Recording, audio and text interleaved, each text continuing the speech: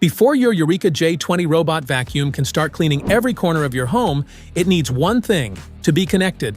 Stick around, and in just a few minutes, I'll show you how to set it up and get it rolling. Go to the App Store for iOS or Google Play Store for Android and search for the Eureka app. Download and install it on your smartphone. Make sure your phone has a stable internet connection before proceeding. Long press the robot's network button, wait for the network indicator light to flash, and follow the voice prompts and steps in the app to complete the network configuration.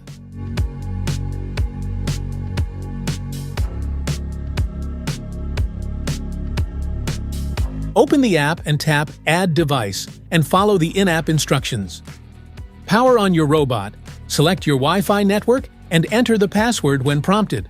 Once paired, you'll have full control over scheduling, cleaning modes, and more, from anywhere.